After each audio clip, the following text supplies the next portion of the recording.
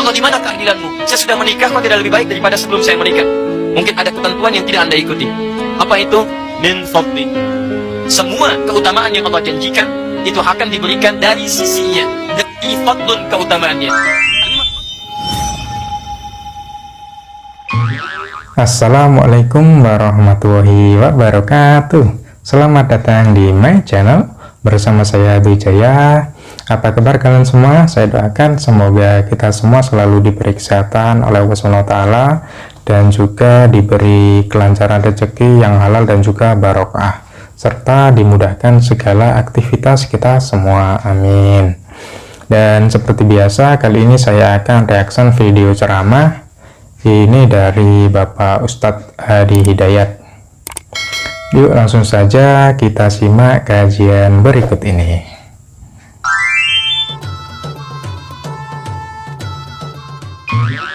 Allah sebelum menikah, pelajari dulu fikih nikah. Banyak orang yang menikah tapi karena tidak belajar tentang persoalan rumah tangga, apa yang akan terjadi di rumah tangganya. Detil Pak, Bu.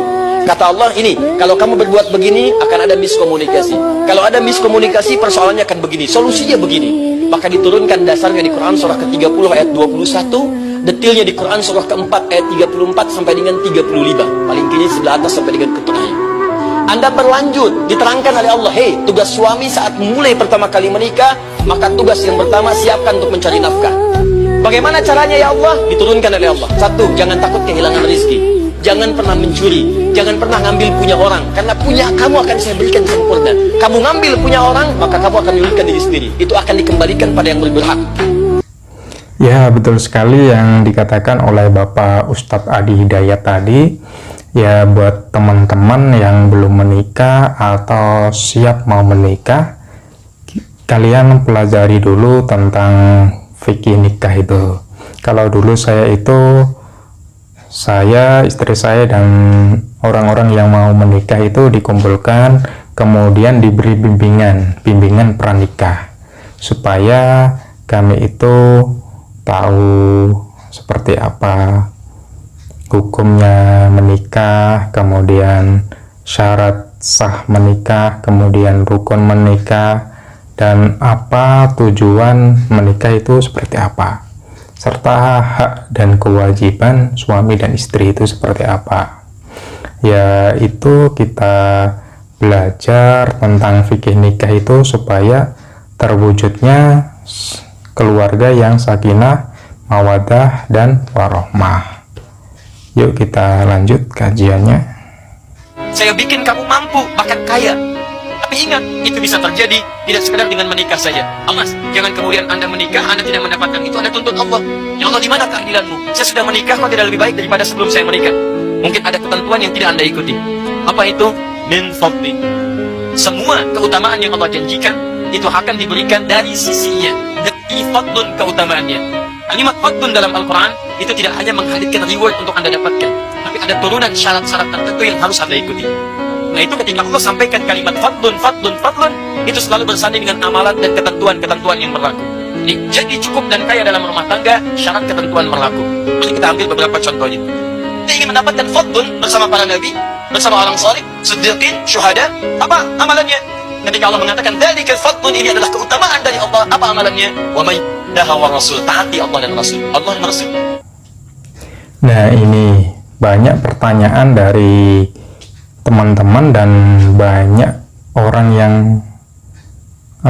gagal dalam menikah. Sudah menikah tapi kok rezeki itu kok masih susah gitu. Katanya menikah itu membuka pintu rezeki, tapi kok kita itu masih susah untuk urusan ekonomi. Kebanyakan orang kan bertanya seperti itu. Nah, supaya dicukupi rezeki keluarga kita oleh Allah SWT, maka taatilah Allah dan Rasulnya. Ya, seorang suami itu wajib bekerja untuk menafkahi istri dan juga anak-anaknya, dengan pastinya itu dengan cara yang halal, mencari rezeki yang halal. Kemudian jangan pernah meninggalkan apa yang telah diperintahkan oleh Allah Subhanahu wa Ta'ala. Ya, seperti ketika kita bekerja itu jangan pernah untuk meninggalkan kewajiban kita, itu sholat. Kita jangan pernah tinggalkan, kita jaga sholat itu. Insya Allah semua akan dimudahkan oleh Allah SWT. Entah itu rezeki kita itu akan dimudahkan, akan dicukupkan oleh Allah SWT. Yuk kita lanjut. Allah berikan hukum, ikuti. Rasul tuntunkan, ikuti. Jadi Anda ikuti hukum Allah, Anda ikuti tuntunannya lewat Nabi. Anda wafat dalam mengerjakan itu, peluang surga terbuka bagi Anda. Sekarang Ustaz dalam pernikahan seperti apa? Supaya nggak lama-lama saya, kan? Baik, apa hukum pardon di sini yang harus saya ikuti amalannya, sehingga dengan itu saya bisa mendapatkan janji Allah yang dijanjikan. Perhatikan turunan-turunannya dari hukum sejak pertemuannya dimulai.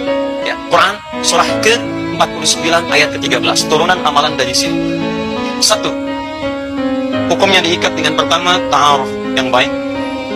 Saya turunkan ayatnya, Quran surah ke-49 ayat 13. Kemudian terjadi lamaran di Quran surah ke-4 ayat yang ke-4. Terjadi pernikahan di Quran surah ke-30 ayat ke-21. Kemudian pembagian tugasnya di Quran surah ke-4 ayat 34-nya, paling kiri sebelah atas. Kemudian perannya digambarkan dalam surah Yusuf, mulai ada pembagian di Quran surah ke-12 misalnya. Nah, dalam pernikahan itu ada apa aja? Yang pertama itu ta'aruf. Sebelum menikah itu kita ta'aruf, tahap perkenalan. Dan ta'aruf itu sangat penting karena kalian itu harus tahu calon pasangan kalian, dan juga keluarganya itu seperti apa. Karena itu adalah soal kecocokan dan juga dia itu nyambung nggak sama kalian, begitu. Yang kedua adalah lamaran. Nah, ketika lamaran, misal si perempuan itu masih ragu diterima apa enggak ya, gitu, maka jangan pernah kalian itu mengatakan iya ketika hatimu itu berkata tidak atau masih ragu. Jangan sampai kalian itu menyakiti perasaanmu sendiri, karena menikah itu adalah suatu soal menjalani hidup seumur hidup bersama, seumur hidup, begitu. Jadi lebih baik itu kalian ta'aruf dulu untuk saling mengenal satu sama lain, karena itu soal kecocokan, nyambung enggaknya. Yang ketiga adalah pernikahan. Menikah, menjalani hidup bersama untuk menciptakan keluarga yang sakinah, mawadah, dan juga warohmah. Kemudian yang keempat adalah pembagian tugas, yaitu hak dan kewajiban suami dan juga istri itu seperti apa. Suami sebagai pelindung bagi istri, suami yang berkewajiban menafkahi istri dan juga anak-anaknya, dan lain-lain. Itu semua kalian pelajari ketika pranikah itu seperti apa itu. Yuk kita lanjut. Ya, klik sini. Ini jangan khawatir tentang rezeki, karena rezeki sudah saya atur di Quran surah ke-22, surah 51, Quran surah 51 ayat ke-22. Dan ini sudah diturunkan ke bumi di Quran surah kedua ayat 29. Cara mencarinya yang ini. Baik, kemudian kalau ini sudah dicari, maka istri mendukung di rumah. Tadi amalan kembali ke salat. Apa kaitan dengan salat? Ada jaminan nanti dipercepat karirnya dengan baik di Quran surah ke-17. Ya, ayat ke-79 sampai dengan 80. Ini tentang tahajud. Orang tahajud diberikan banyak kemuliaan di sini. Dan tingkatkan lagi takwa dengan amalan lainnya supaya rezeki dipercepat dari sisi yang tidak diduga. Quran surah 65 ayat 2 sampai dengan ayat ketiganya. Ayat ini. Kalau percaya silahkan amalkan.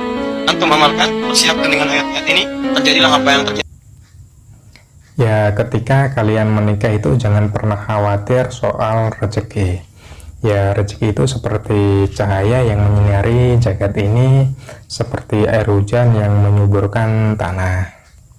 Ya, tadi sudah dijelaskan tentang rezeki dari ayat-ayat Al-Quran oleh Bapak Ustadz Adi Hidayat tadi.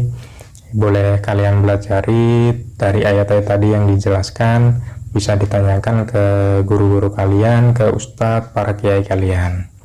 Ya, intinya adalah seorang suami itu diwajibkan untuk bekerja, mencari nafkah dari yang halal untuk istri dan juga anak-anaknya. Dan si istri itu tugasnya mendoakan suaminya semoga dilancarkan, dimudahkan pekerjaannya dan dilancarkan rezekinya, seperti itu. Nah, istri itu boleh bekerja apa tidak? Jawabannya boleh, asalkan si istri itu tidak lalai akan hak-hak suami dan juga anak-anaknya, seperti itu. Dan ingat, selalu bertakwalah kepada Allah Subhanahu wa taala, karena dengan bertakwa maka Allah akan melapangkan rezeki kita semua. Amin. Dan terima kasih telah mendengarkan kajian dari Bapak Ustadz Adi Hidayat. Dan semoga dari kajian tersebut bisa menambah ilmu wawasan kita dan juga menambah keimanan kita semua. Amin. Dan sampai di sini dulu reaction kita kali ini. Apabila ada salah kata dari saya mohon maaf yang sebesar-besarnya. Dan semoga channel ini bermanfaat untuk Anda. Jangan lupa subscribe, like, comment, and share. Terima kasih. Dan saya akhiri. Wassalamualaikum warahmatullahi wabarakatuh.